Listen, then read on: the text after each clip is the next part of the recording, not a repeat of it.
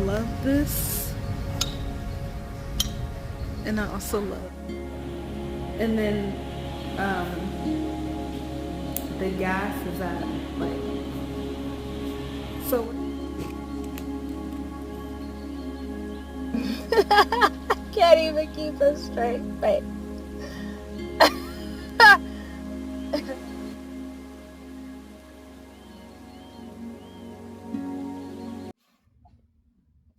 All right, so I want to talk about one of the projects that has literally been in the works for over a decade.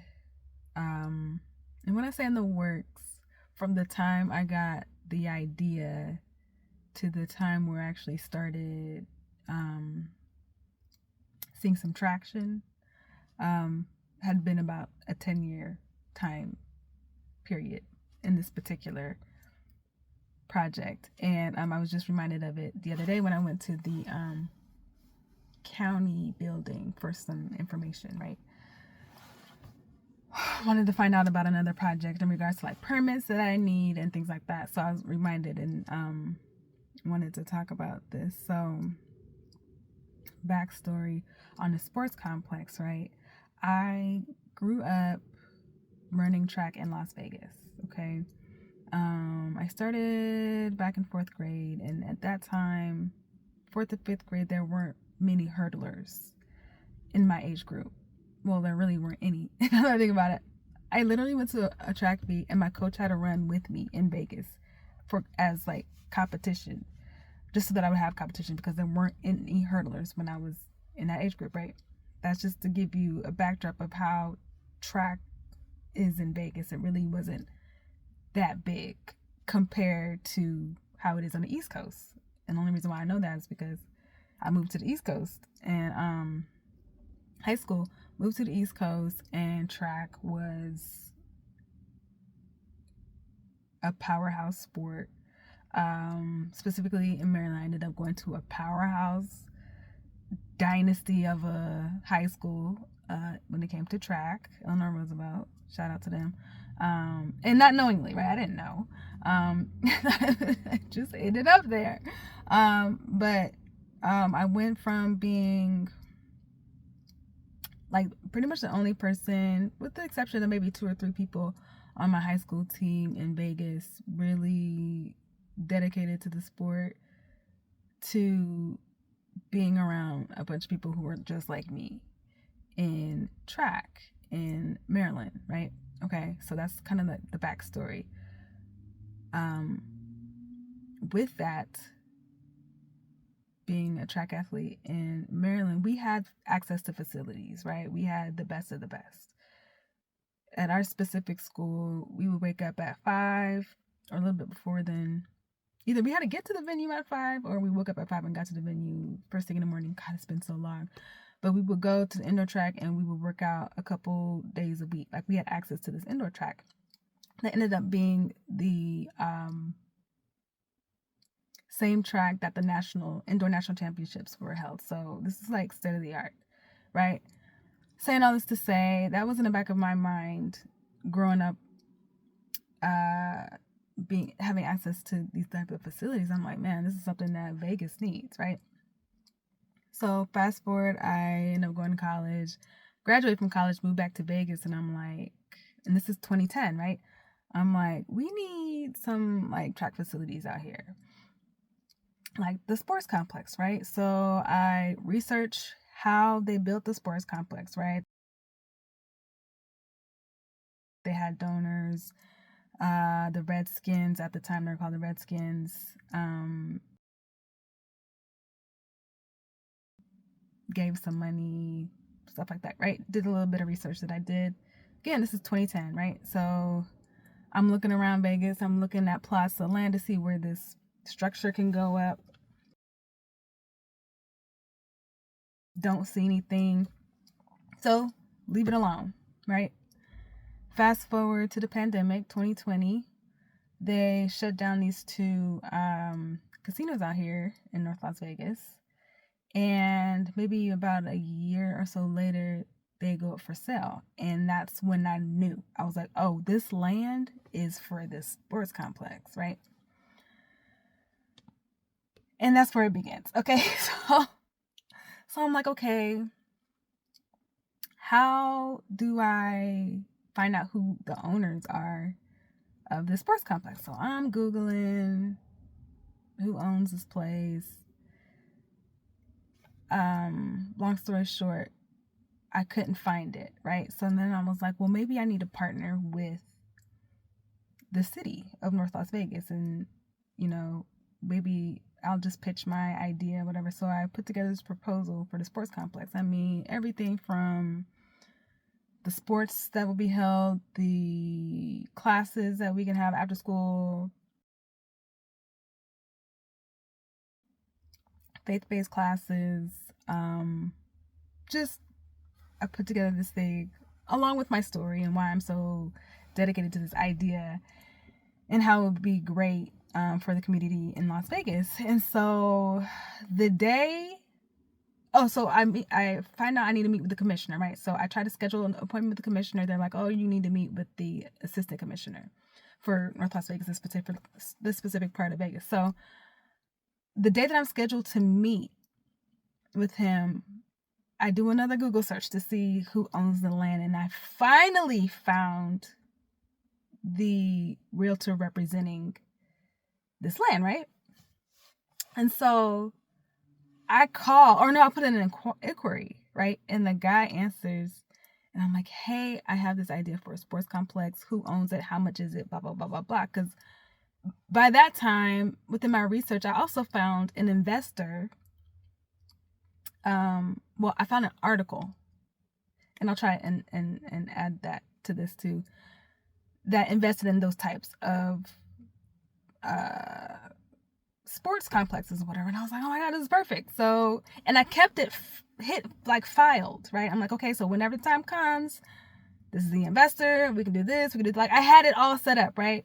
But I just couldn't find out who owned this land. So the day that I'm supposed to go meet with the county or the county commissioner assistant, I found out, and I'm on the phone with the realtor, and he's like, oh, what do you want to do with the land or whatever? I said, oh, I'm gonna try and partner with the city to create this sports complex. And he just starts laughing, right? And he was just like, oh, good luck. And he was like, there's actually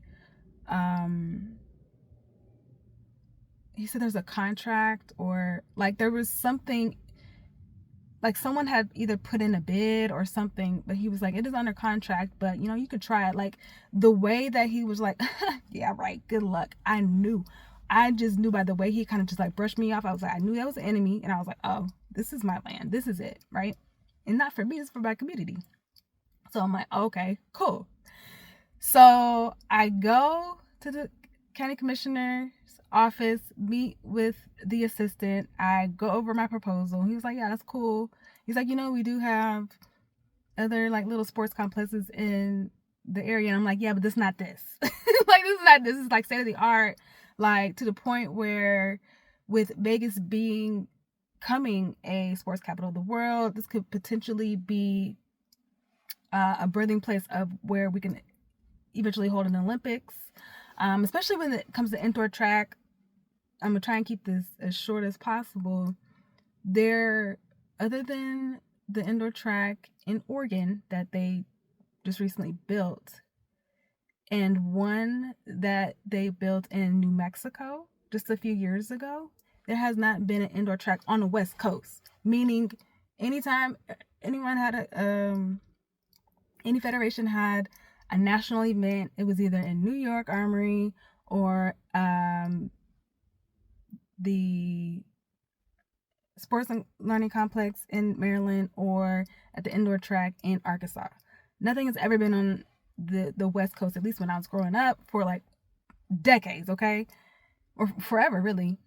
Obviously, forever, until they built the one in New Mexico a couple years ago and the one in Oregon. Saying that to say, like, Vegas is a destination city. Like, it sells itself, okay? So, I'm pitching this to the guy, and he's like, oh, you need to meet with the mayor. I'm like, okay, cool. Give me the information. So I reach out to the mayor's office for two things. Not only on information about the land, but to see if I can just pitch this to see if we can do this as a community, right? Long story short, they give me information about the land. They're saying, oh, it's under contract, it's under contract. I never got a chance to sit down with the mayor. And that was that. Fast forward maybe the end of the year, and I see the developer that purchased the land, right? And I'm like, what? And I'm like mad, right? I'm like, okay, God, what do I do? What do I do? And at this point, like, in order to get permits and things like that, you have to go in front of the park and planning permit, or the planning commission.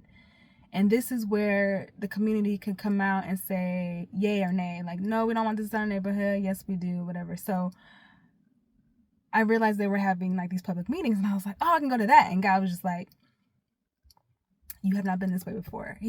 I kept getting Joshua. I can't remember if it was chapter 1 or 2, where he was like, you've never been this way before. Just like, hang tight, just chill. So I would just go and listen, right? And everyone that were voting, they were like, oh, this is a great project. They were like cheering it on. But in the back of my mind, I'm like, no, it needs to be a sports complex. It needs to be this and that, whatever.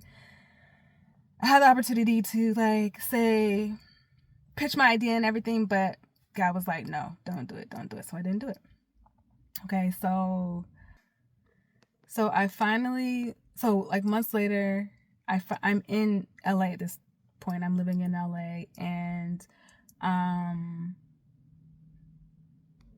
the developer, I can't remember if they were looking for, or they were looking to lease.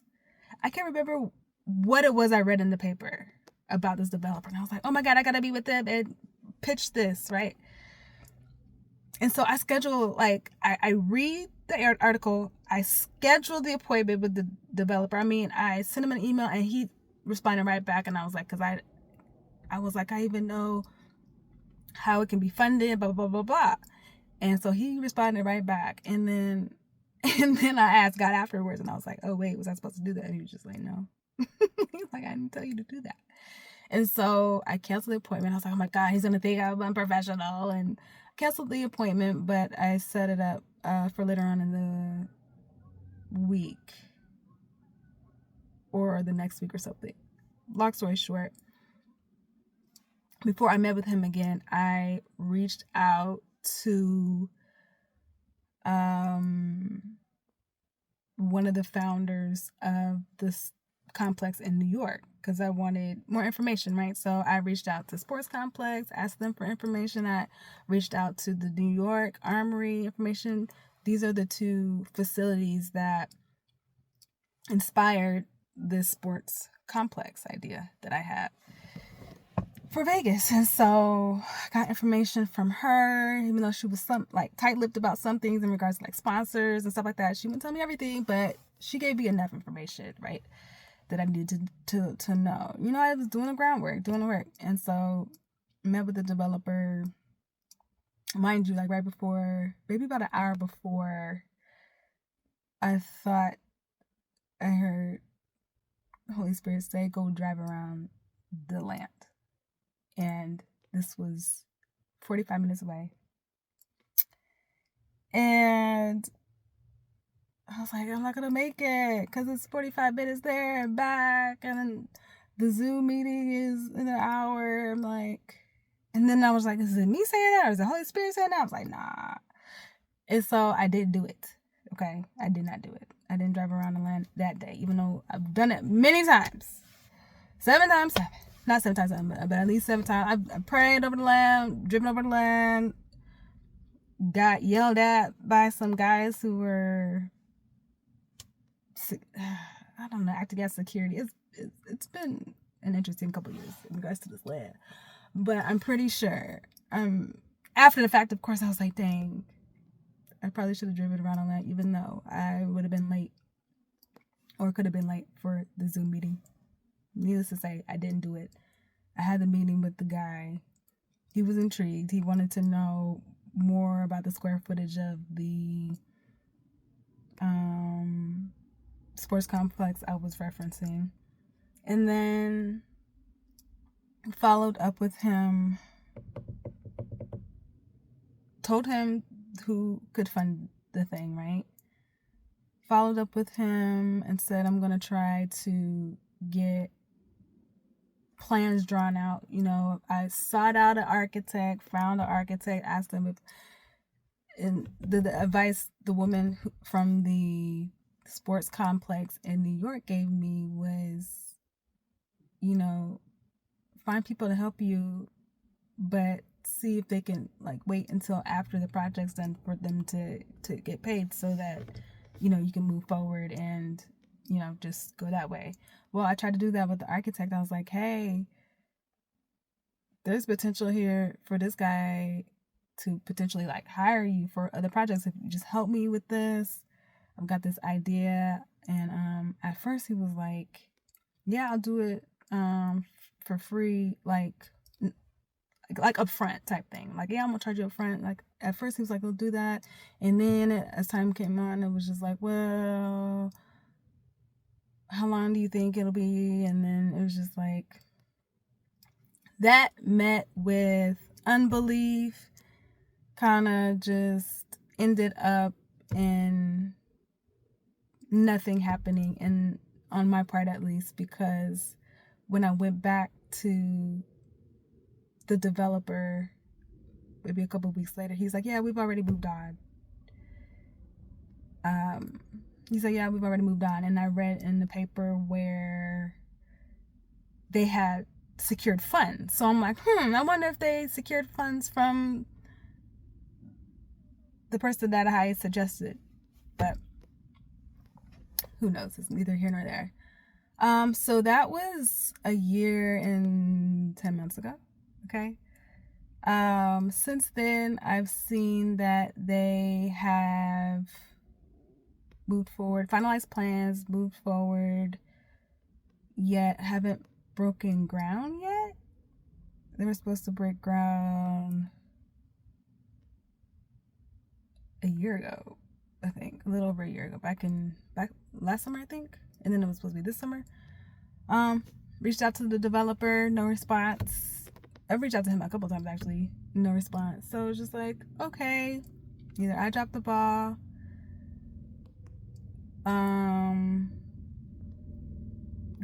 pretty sure there was a lot of delay in there from the time I had a revelation about, reach out to him, didn't do it. Because a lot of things I'm realizing won't happen, because the scripture is not by might nor by power, but by my spirit, right? Sometimes he'll ask you to do something silly that has nothing to do with anything, but it could be the one thing that will unlock your grace, your possibility. So saying all that to say, I've not lost hope on this project. However, it was a learning experience in and of itself. Understanding and knowing when to stop, when to say nothing, and when to go, especially if it is something like, go drive around the place, go pray for the place, go put your hand on the handle, go put your hand on the door, go do this. Like, moving forward, I know to just do it and not second guess. I'm like, did I hear that right? Did I? Just do it, whether you heard it or not. I'd rather err on the side of just trusting God to do things, like he said, not by might nor by power, but by his spirit.